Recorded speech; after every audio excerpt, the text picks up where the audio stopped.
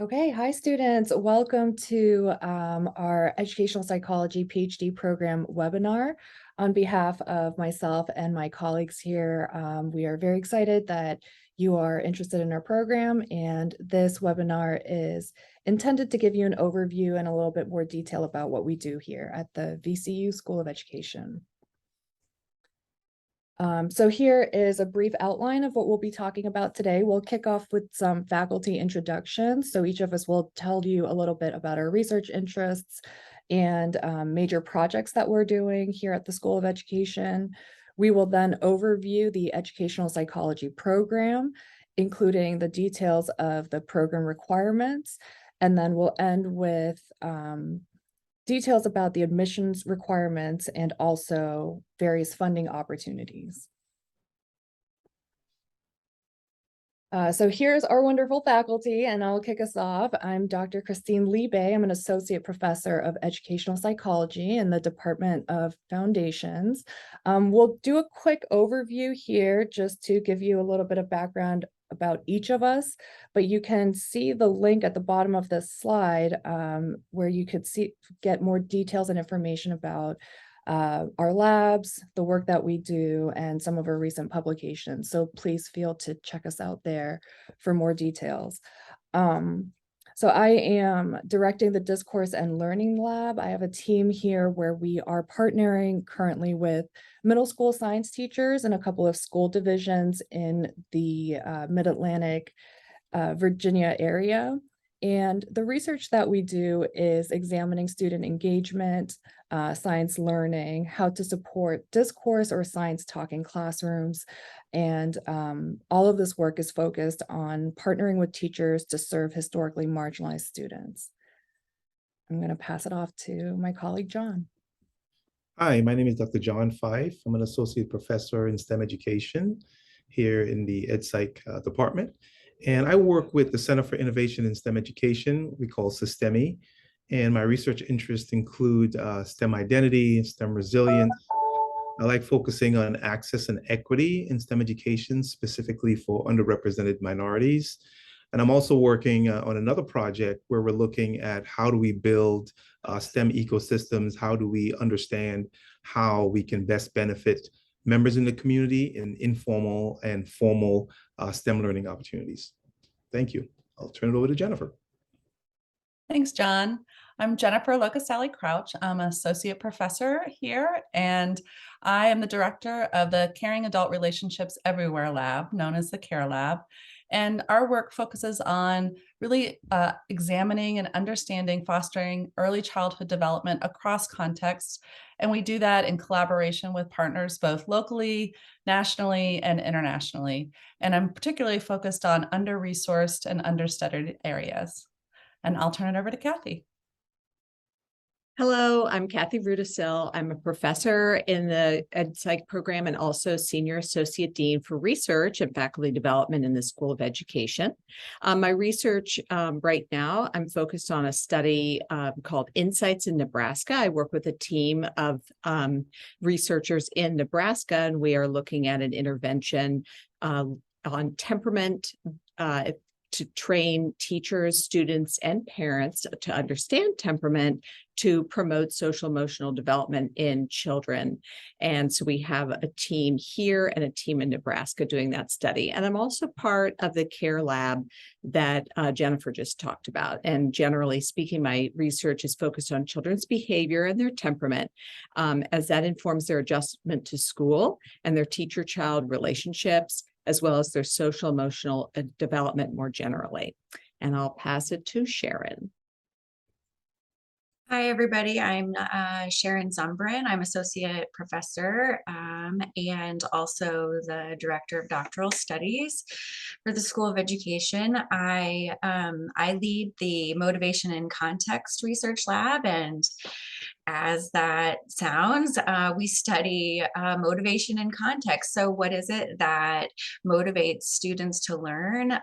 What motivates students to use effective strategies when they're learning?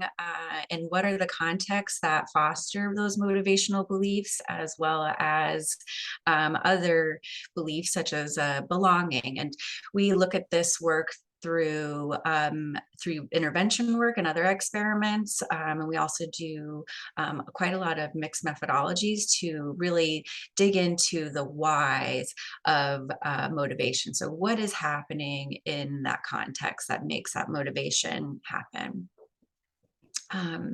I am going to kick us off with the next slide, which is really a summary of what our program is.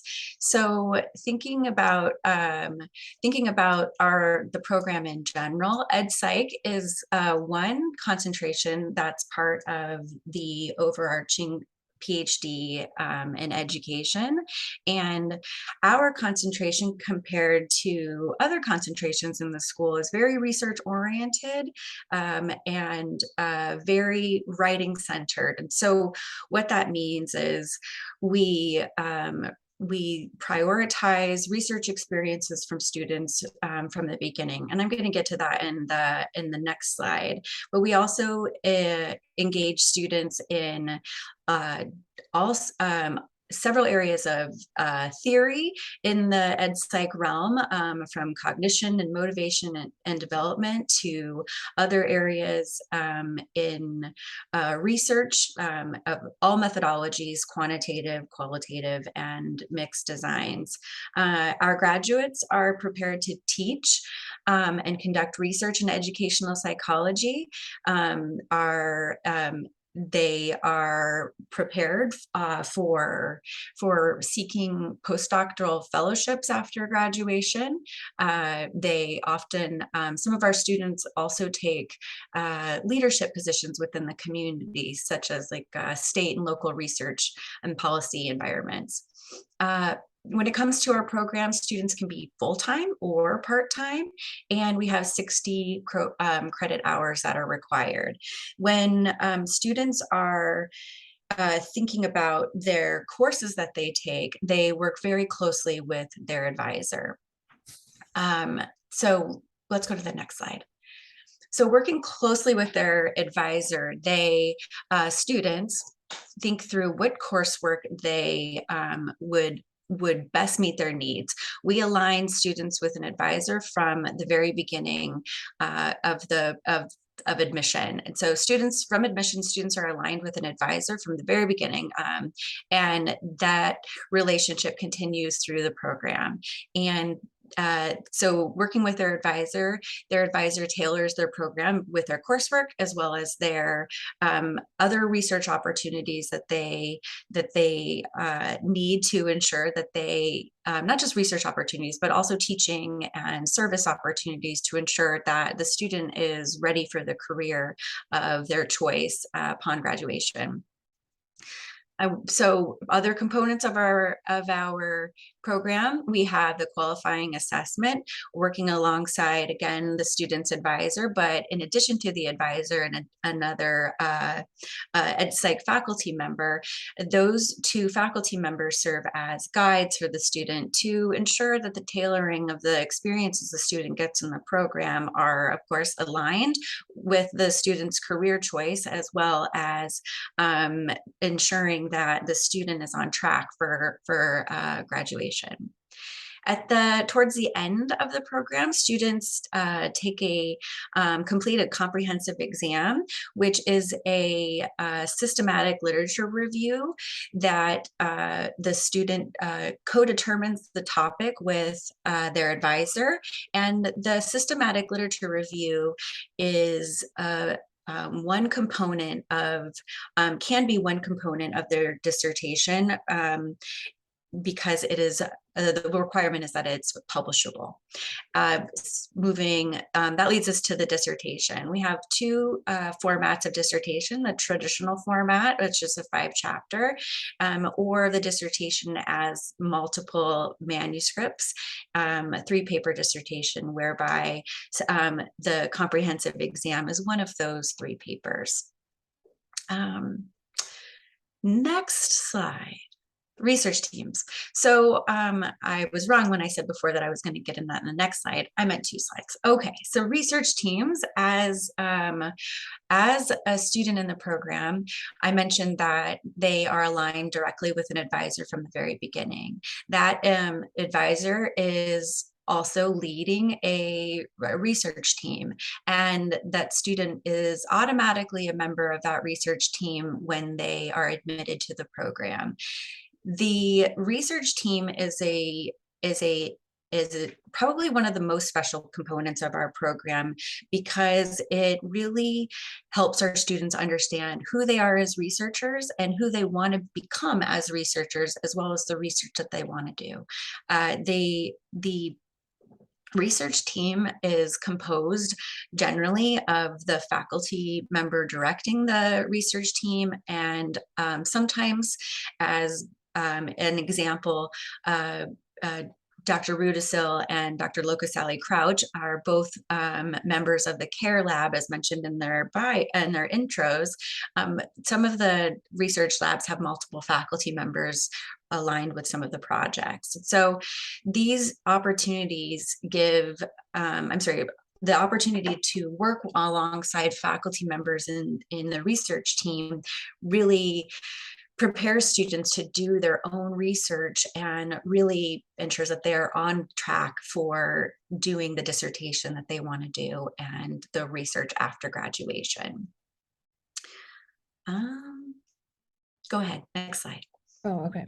I just wanted to just point out the folks on our slides are students presenting some of the research that they're doing on these teams at a national conference. So through the teams, students will go to local national conferences. We regularly co-author peer-reviewed publications with our students. And because our work is so much focused on context and school-based or university-based, students are engaging with stakeholders, teachers, educators, parents in the communities. And like Sharon mentioned, the teams have sometimes a postdoc, advanced graduate students, so there's opportunities for mentorship and mentoring through these teams. Okay, I'll take us to the admissions requirements. So these are some of the logistics in terms of applying to our PhD program. In addition to the general admission requirements of the VCU Graduate School, which you could find on this website, graduate.admissions.vcu.edu, here are the following requirements to meet the acceptable standards for admission for the EdPsych concentration. The first is that we accept applications from students with a bachelor's or a master's degree, typically in the fields of education, psychology, statistics, quant methods, or other research methods or related fields. 2, competence in research methods in education and introductory statistics are required. Some former research experience as an undergraduate student or master's student is typically preferred. If you don't have some of these introductory statistics courses, we do allow students to take some online courses before they enter, and then we have some introductory courses that are offered through our program as well. Transcripts from your previous academic work. We require GRE scores, and also a personal statement of intent detailing your research interests, experiences, your career goals, and very importantly, your fit with the program or maybe alignment with the program and the work that the faculty is doing. So hopefully what's been clear up to this point is that you really want to do your research on what we're researching. And in your personal statement, we really want to hear about what you're excited about and how we can support you through the projects we are running in your academic and professional goals. So the more detail there, the better. 3 letters of recommendation from faculty or other individuals who can speak to your research experience and your potential for grad school. A curriculum vitae with your academic and professional history. And number 8 isn't a requirement for your application, but after we review applications, we may follow up and request a personal interview and a writing sample. Okay, funding opportunities. There are graduate research assistantships available from year to year, which covers typically tuition and provides a stipend. These are available through the university as well as through the School of Education on a competitive basis. And the faculty in the EdPsych program especially are very research grant active. And so we have a really strong track record of obtaining external funding that include funding for graduate students. And these are also available on a competitive basis annually. During your doctoral program, if admitted and you choose to come join us, there are other seed funding opportunities for students that are available. These include more than a dozen, like 20 or more School of Education scholarships that students apply for from year to year. This can be used to support your dissertation work, to travel to conferences, to buy software, whatever will support your graduate work.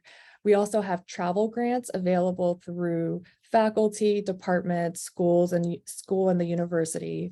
So as you saw in the pictures, we tend to bring a whole team of students with us to conferences, and that's a big commitment and part of our program. And then, of course, financial aid through FAFSA. Okay, so we're at the end. We wanted to really just give you a quick overview of our program. We're sure you have more questions and we welcome them. If you have general questions about the program, please don't hesitate to contact me. I am the EdPsych program coordinator. If you have more specific questions about the research that we're doing, the projects and labs that we are leading, all of our emails are here. So please don't hesitate to reach out to one or more of my wonderful colleagues, and we appreciate you joining us for this webinar. Good job, Boo Boo.